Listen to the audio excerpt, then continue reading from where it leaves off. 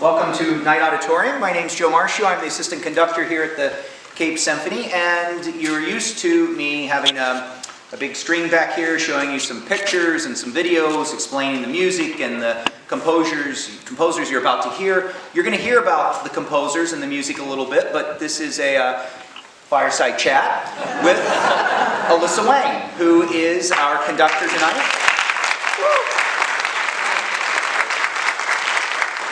Candidates for the music director job here at the Cape Symphony. So glad you're all here. This is just a chance to kind of get to know her a little bit. I'm going to ask her some questions, and then she'll be happy to take some questions from you towards the end. But Alyssa, welcome, and just give us a little biographical information, where you were born, where you grew up, that kind of thing. Tell us about you. Hi everyone, good afternoon. I grew up in the San Francisco Bay Area, and I've been slowly moving farther east as time goes on. I eventually went to Carnegie Mellon in Pittsburgh for my undergraduate studies in violin performance, and then I found myself in Boston at the New England Conservatory for a master's in violin performance, and then I just stayed. So I currently live and work in Boston, and took a not so long drive down here, and it kind of feels like I'm in the neighborhood.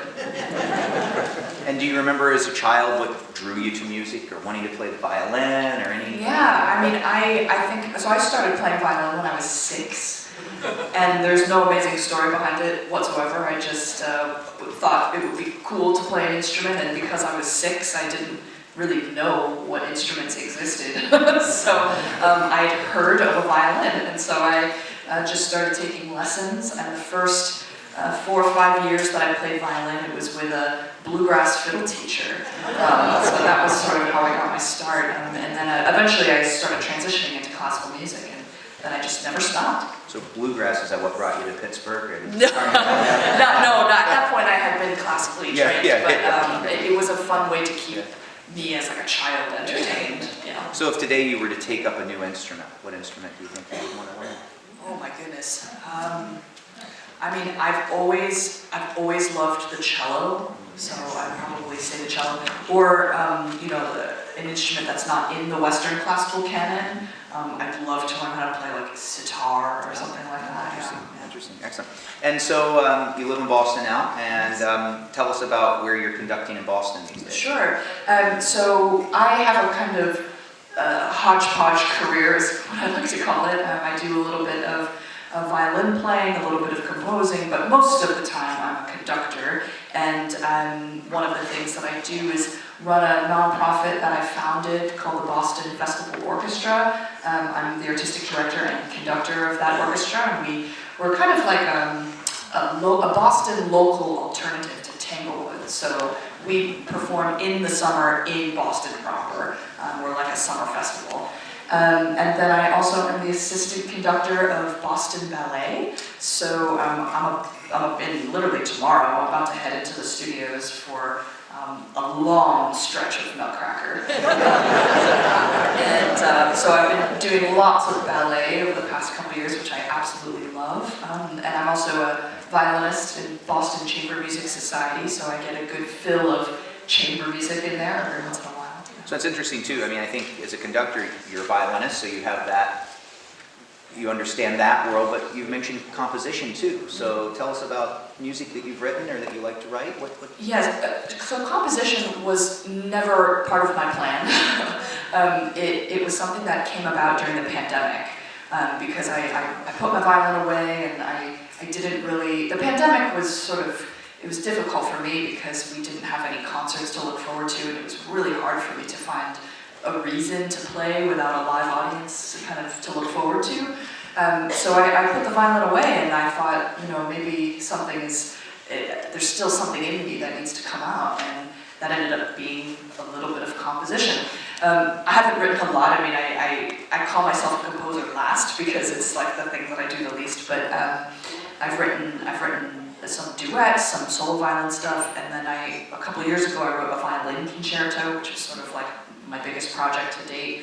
But I don't compose a lot because I find composing to be extremely difficult and taxing for me. I mean, it's really, really, I mean, it's kind of torture for me. And I do it because of like this need, you know, if I feel like something has to be written, then I kind of... But it must make you a better conductor. I mean, coming at music from that angle, from... Yeah, I think in composition, I would say that conducting has made me a better composer, in fact, because I study so many scores. So I see kind of what a well-crafted score looks like. And then my experience as a violinist, also, I know what it feels like to play a well-crafted composition. So that has really informed my compositional process a lot. Right. Now, something someone told me about you is that, I'll say in another life, I think, was the context that you were a competitive ballroom dancer. Yeah, don't clap at that. Yeah, no, I mean, when I was a college student in Pittsburgh, I was scouted by one of the ballroom dance team members who, you know, saw me walking around with nothing to do, and they said, "Oh, you should come and do this waltz class with us." And I said, "I don't know how to do that." And then within a year, I was like on a Midwest circuit at collegiate ballroom competitions. So that was a couple years of my life, but I loved it. I loved it. But there's a connection there, I think, with conducting. Of course, you're doing ballet now, so there's the dance world there, but did you glean anything, or do you have any insights from your dancing days that help you as a conductor? Yeah, I mean, I think dancing and conducting are similar in the sense that we're both, you know, using our bodies to show the music. And I think dance has, to me, always been like the pinnacle of music because it is the physical embodiment of the music itself. And working with dancers has always been so inspiring because they put everything on the line. I mean, they're sacrificing their bodies for this art form in a way that musicians can only imagine. So I have so much respect for dancers. But yeah, I feel as a conductor, you know, my job, the conductor has so many jobs, but one of the main jobs is to show the music without your words. It's to show it with your facial expressions, with your body, and then with the baton. And so you have to communicate an incredible amount of information that the composer has embedded in their scores, and you have to do it all without saying anything. So in a way, that is very much like dance. Do you always use a baton? I always use a baton. Always use a baton. Yes, to me, and not every conductor does. To me, I like the baton, I think probably because I'm an instrumentalist at heart, and it feels like an instrument to me, or there's something that I can kind of handle in my hand, so it's not just my body. But to me, it feels like an extension, and I have like an extra ligament to my arm that can communicate a foot more of information. So. Now, just a little disclaimer here. Tonight's program, if you don't like it, you can't blame her because she didn't pick it. We picked the program for her. But I think you'll agree that it's a pretty fantastic program. And it's all music really, all music, I think, tells a story. Some of tonight's music really paints pictures and tells a story, and I've enjoyed watching you in rehearsal, making sure the orchestra players understand what the story is at any given moment, that when they're bowing this way and playing these fast notes, it's to represent this or that. So tell us a little bit about the stories that we're going to hear tonight. Sure. I love this program. I think it's a very easily lovable program. The first thing on the program is a newly composed piece by Jessica Meyer. And the amazing thing there are two amazing things about this. The first is that this orchestra, the Cape Symphony, is only the second orchestra in history to have played it. So you guys are one of the first audiences to experience it. And the second is that Jessica is here, and she will actually be able to come up on stage and explain her music. So I don't want to give that away, so I'll let her do that. The second piece on the program is the Grieg Piano Concerto, which is one of the most beloved piano concertos in the repertoire because it just has, well, first of all, it has one of the most iconic openings of any concerto, and in its three movements, we experience kind of all of the loveliness that Grieg offers within the context of like a Norwegian sound world. So we get a little bit of folk tunes kind of interwoven, and it's very romantic and very virtuosic. And the pianist for this afternoon is Martina Filiak, who is just an incredible talent. So we're very, very lucky to have her. And then the last thing on the program is Berlioz's Symphony Fantastique, which is just one of those monumental compositions that happened once and never happened again.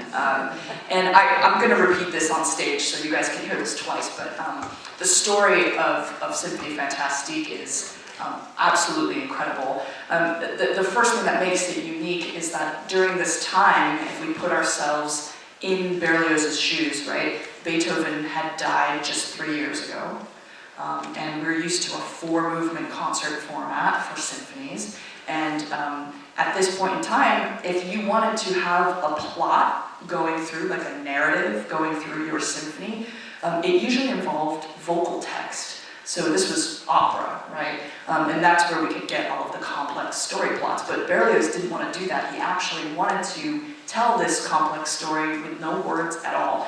And the amazing thing is that the story is very unusual and extreme. And that's because Berlioz himself was quite a character. I mean, he was a helpless romantic, someone who was prone to temper tantrums and manic episodes and obsessive episodes. He was a very unstable man and a romantic in every sense, even when it was a toxic romantic. So Berlioz ends up falling in love with a woman. This is real life, not the story. He falls in love with an actress who doesn't even speak the same language as him. And before he even has a chance to meet her, he decides that she's the love of his life. And he starts sending her flowers, he starts sending her letters. He rents an apartment that's within distance of her apartment so he can watch her come and go. It's kind of freaky behavior. This is obsessive behavior. And then, of course, he ends up writing Symphony Fantastique to try to impress her.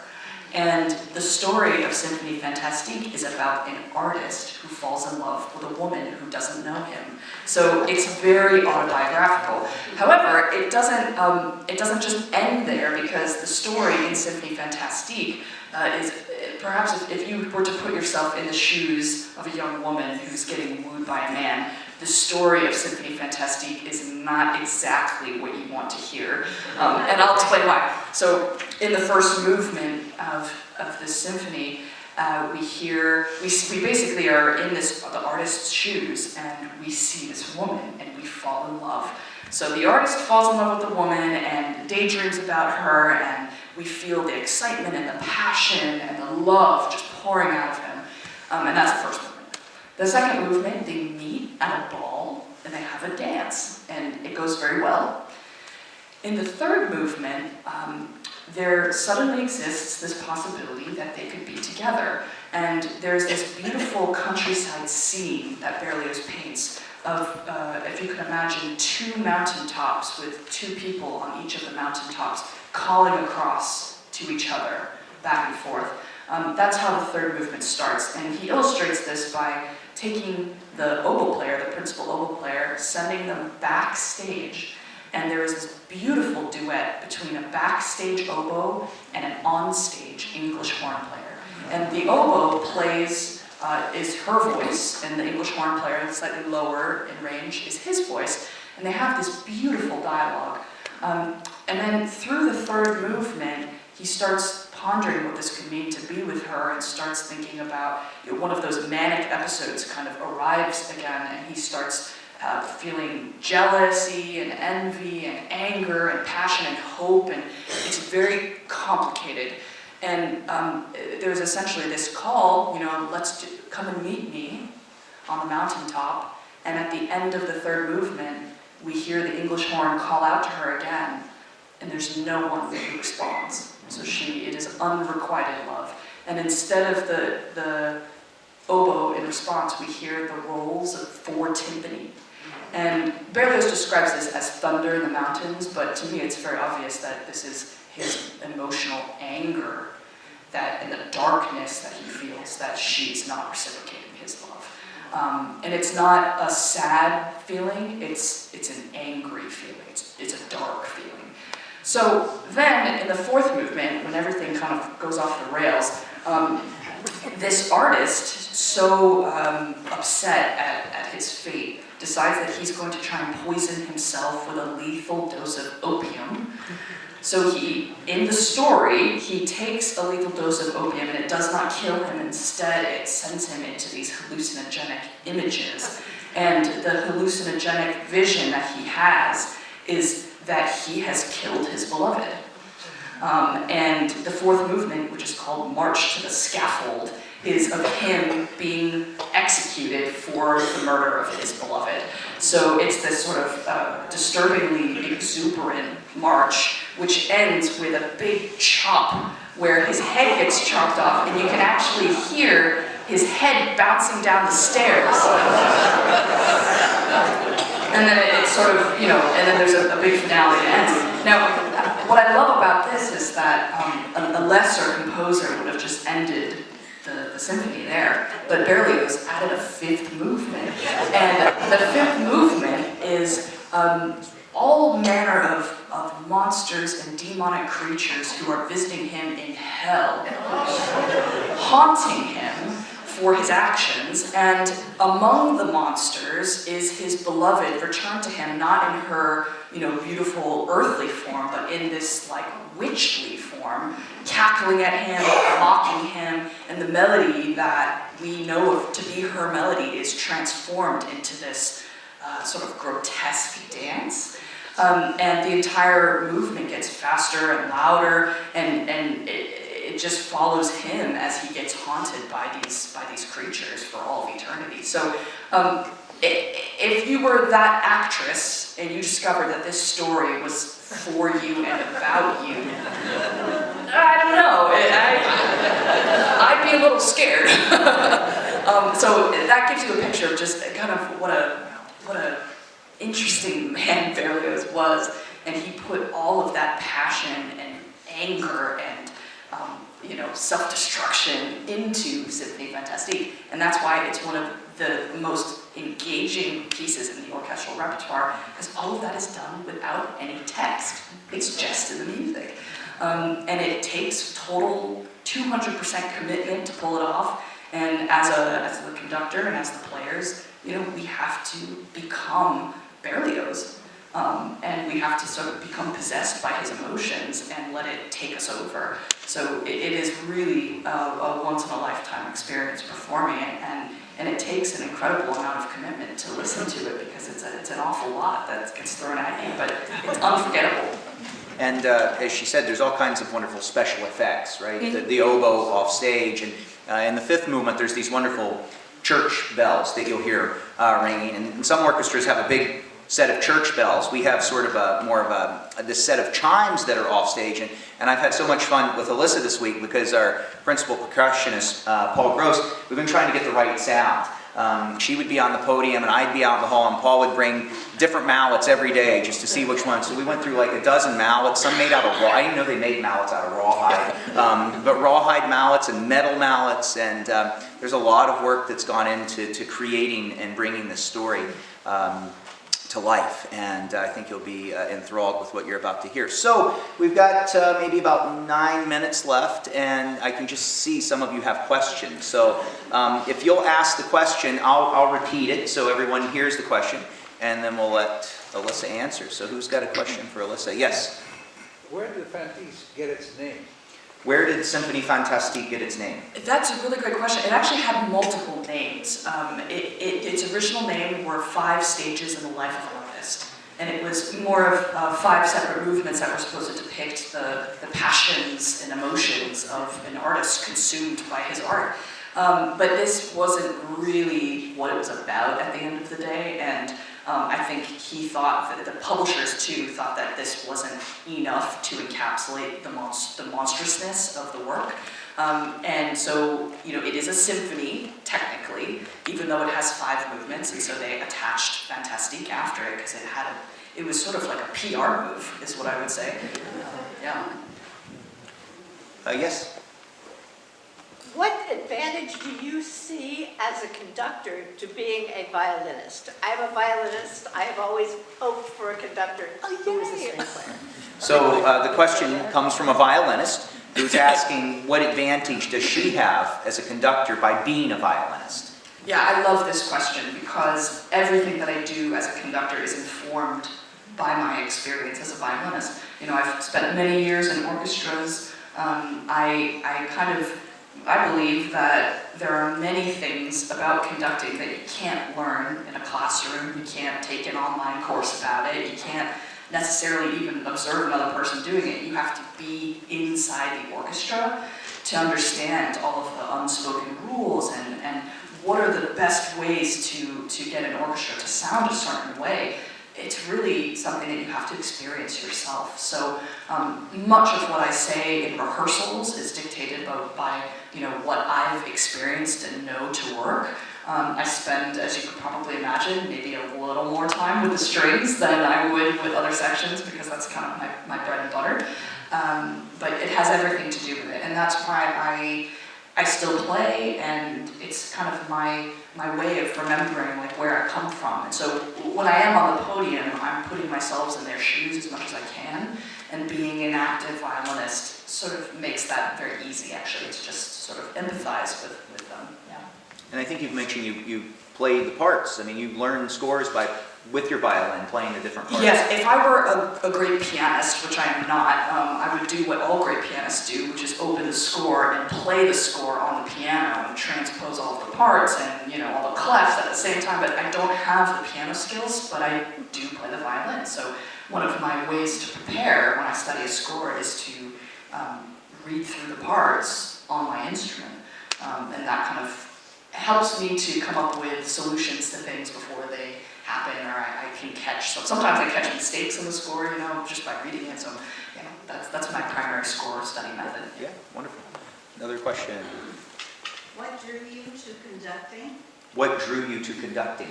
Yeah, actually, when I was at Carnegie Mellon, my violin teacher at the time, who is also a violinist conductor, said, I think it would be really good for your violin playing to learn some of the fundamentals of conducting as a supplement to your violin playing. And I said, okay, I'll do anything if it makes me a better violinist.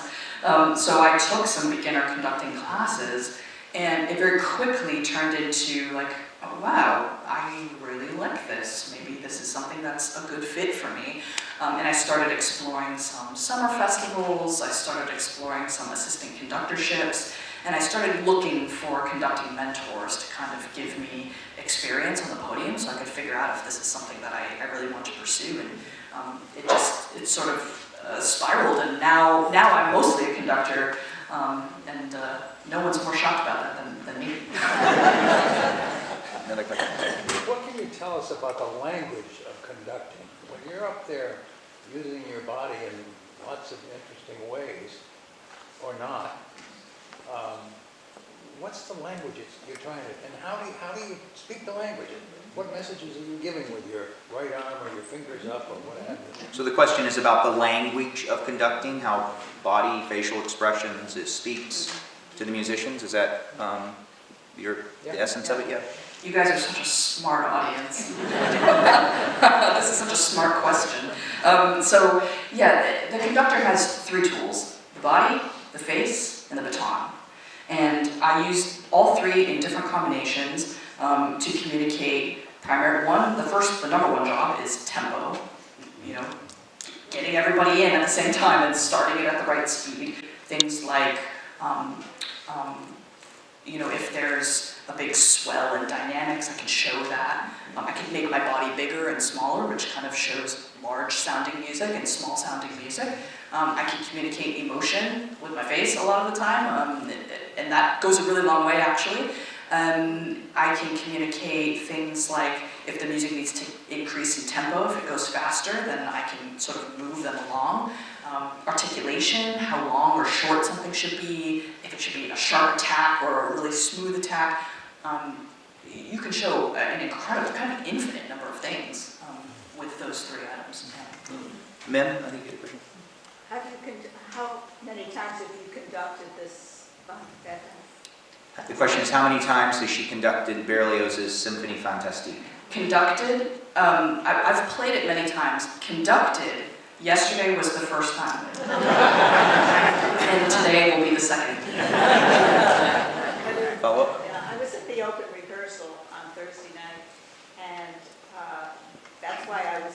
interested because you were looking at the brass or these different parts of the orchestra and saying, well, do it this way rather than what's written, and I was very impressed with that, and I thought, well, maybe you conducted it many times, that you have something else in your mind than what's on the printed page.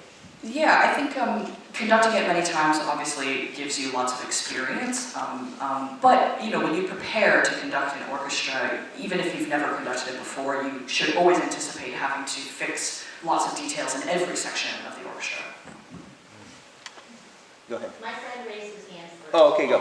I'm just curious, if you're selected, what would you do to draw more people under 30?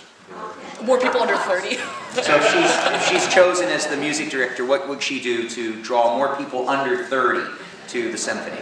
Yeah, I mean, what I notice about the younger audiences in classical music is that they want to know that they are going to be accepted even though they don't know anything about classical music.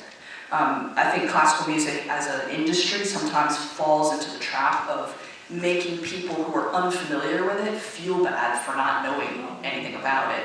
And that doesn't help if you're trying to get a new audience who doesn't know anything about it. So my strategy whenever I conduct any orchestra in a concert is to make sure that when I'm on stage, I'm giving people in the audience the tools to understand what it is that they need to know to have a truly genuine personal experience with it. This is not just a young person thing. This exists for all ages. It's really for people who, are not like me, who have multiple degrees. I mean, I'm literally an expert in classical music, but how alienating would that be for me to expect everyone in the audience to also be an expert in classical music? Suddenly you have a very small audience that fits that category, right? So to me, it's all about accessibility and inclusivity. And a lot of that has to do with how you present the program to people. It doesn't mean that you just throw to them pieces that they already know. It's more about giving them the tools to understand anything that we put in front of them, so that when they walk away feeling, wow, I'm never going to forget this concert ever again.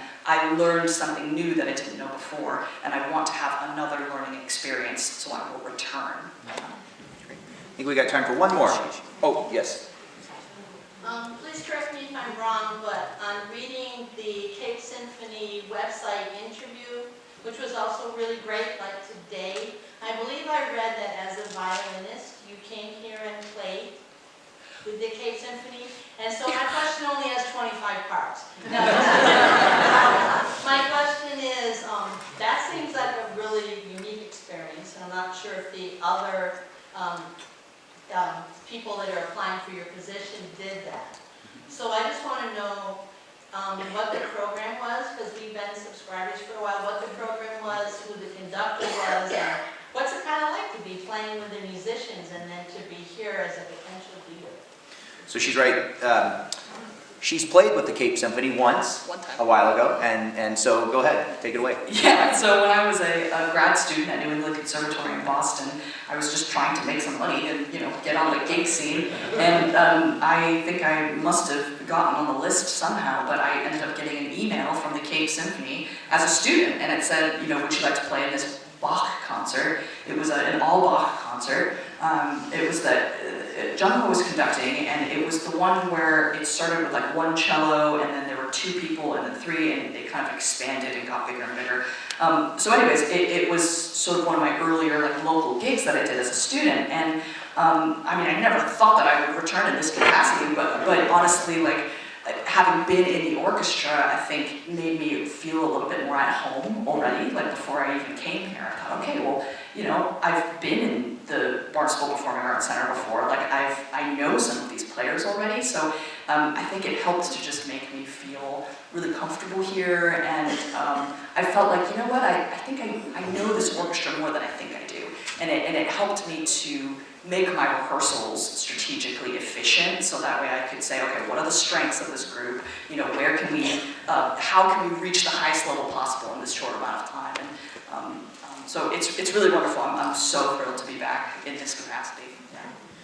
So thank you. We've got to let her get backstage and take a quick breather before a big program to conduct. So thanks for coming to our Fireside. Thank you.